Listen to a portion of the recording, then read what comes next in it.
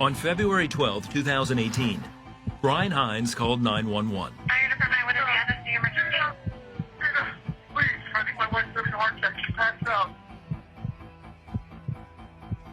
Listen, is she breathing? No, she's not.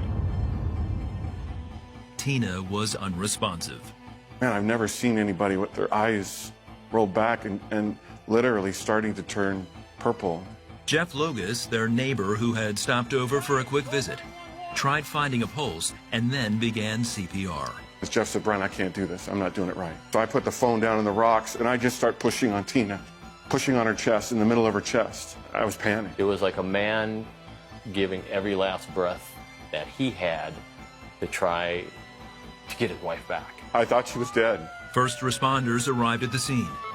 Paramedics administered 2 rounds of epinephrine and shocked Tina's heart.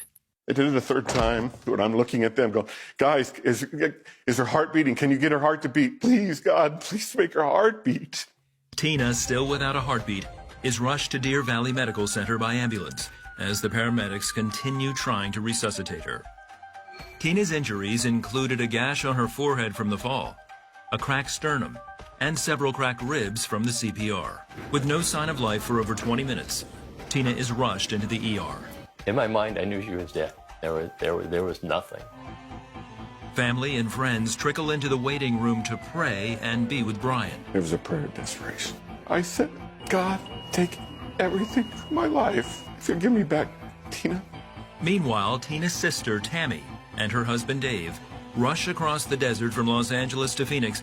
She just told me that she had sudden peace, like something fell on her peace, that Tina was going to be okay.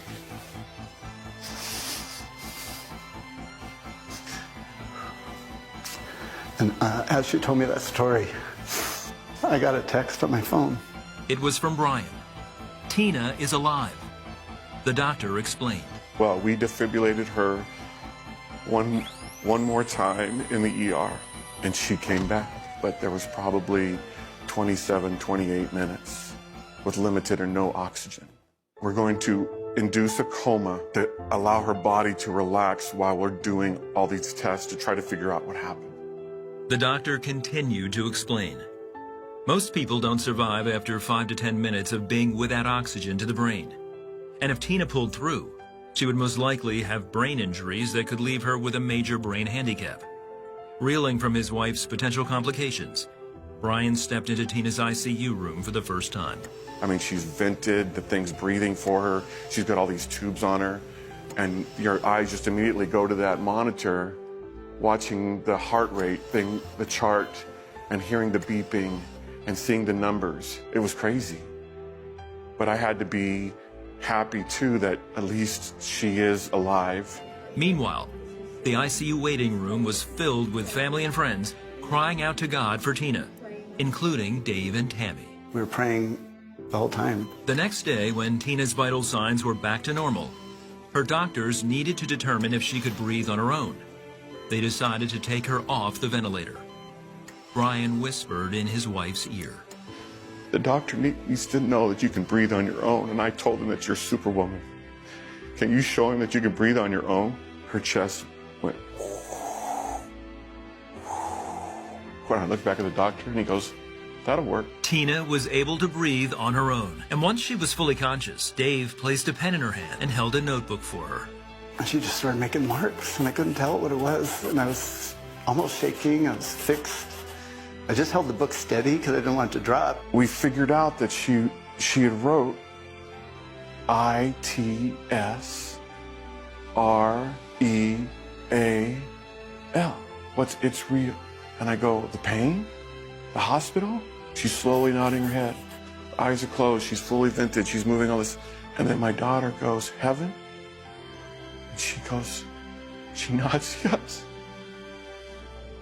But as soon as someone said Jesus, a peace came across her. I just looked at Dave and said, she's going to be just fine. The doctor warned that she may not be able to speak for a while. However, Tina had a lot to say immediately. I just wanted to share that I saw Jesus face to face. And the unbelievable rest and peacefulness of what I was experiencing was Jesus standing there with his arms open wide. And right behind Jesus standing there was this incredible glow. It was the most vibrant and beautiful yellow. With her cracked sternum and ribs on the mend, Tina was discharged from the hospital on February 16th, just 4 days after suffering a cardiac arrest, without any brain impairments. Today, Tina's training for a half marathon and enjoying life. God is real in my life. Jesus is real. Heaven is real. I know that God can use every situation to make us who we are in Christ.